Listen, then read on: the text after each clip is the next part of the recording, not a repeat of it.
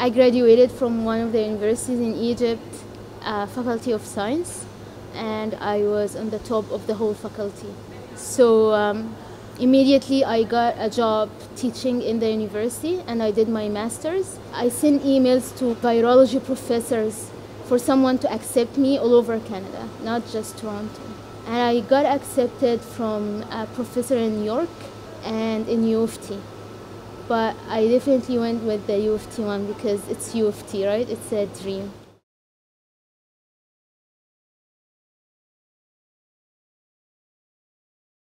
We don't have this culture in Egypt to really search the place you're going and to know everything about it, ask the people around. We don't have this, actually. But because my husband had an experience when he went to the US, so he went to the U of T website and he started searching almost everything. The family housing, where to stay, other options. We knew about the family care office when we were in Egypt. And we put it in mind that when we arrive, we will go there because we were all alone. We didn't have family, we didn't have anyone we knew in Canada.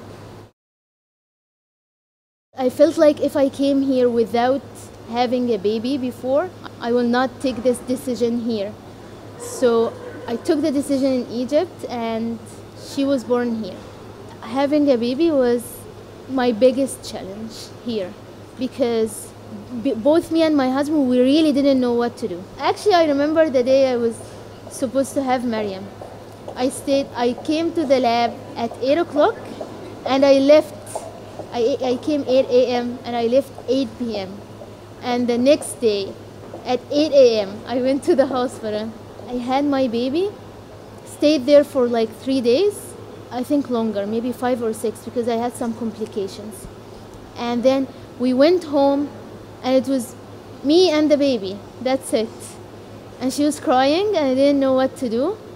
It was challenging. Before Mariam, I thought that I have time. I always thought that I have time.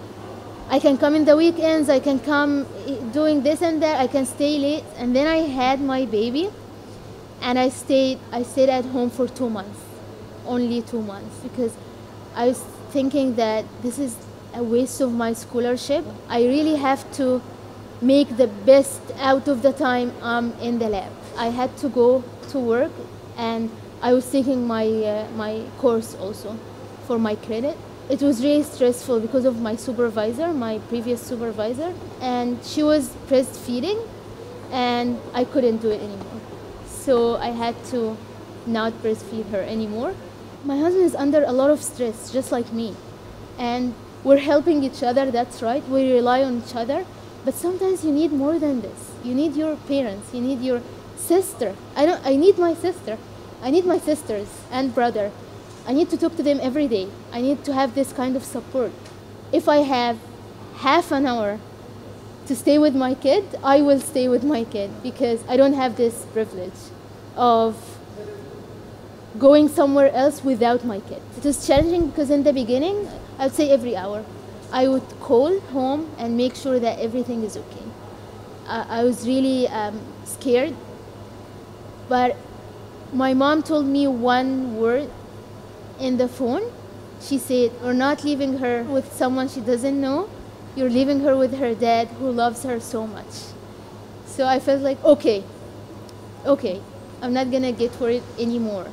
It's just when I come home, I'm kind of tired, but I really have to take care of her because my husband is working then. So I really have to take care of her. And that period of time that he stayed at home with her, I think it built some kind of a special relationship between them.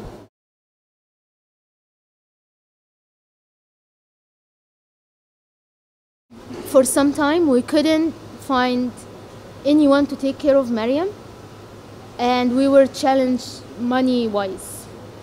So my husband had to work. But the problem was that at that time, there was no subsidy for international students. So I went to the family care office. But I think I got an email saying that it's now open for international students. I applied for the subsidy.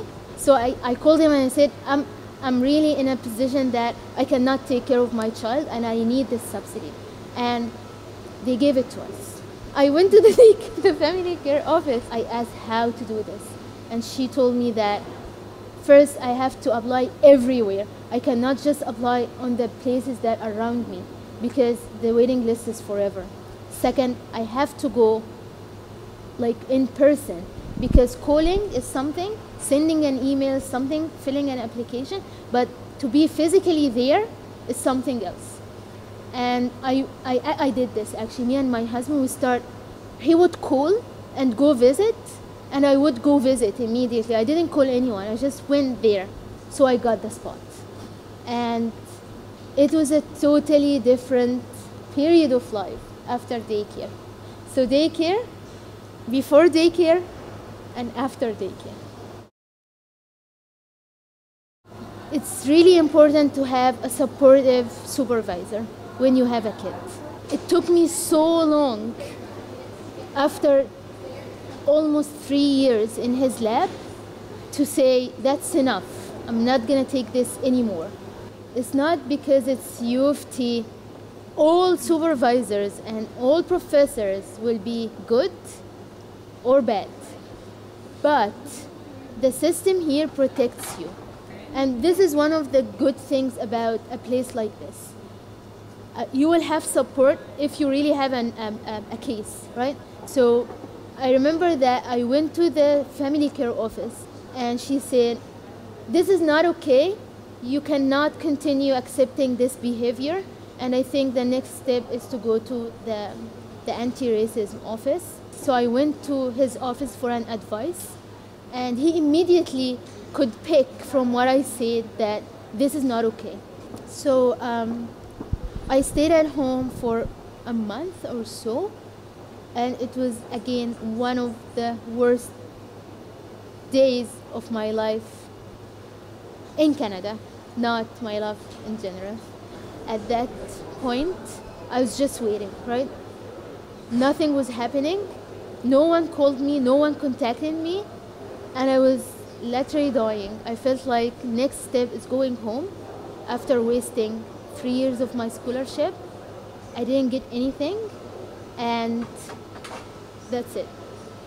So I contacted Dr. Nauman again, and I said, okay, this is my situation, and I'm worried.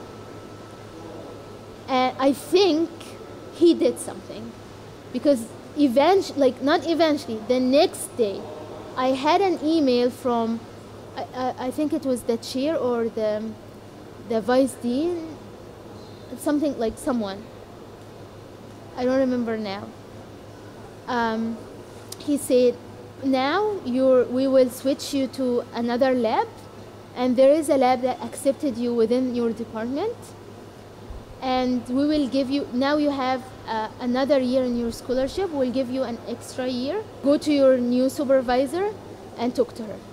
But this is, again, starting a new field again. After 3 years working in a totally different field was a huge challenge. But again, it's either you give up and go home, or it is another chance God gave me to start all over in a good place.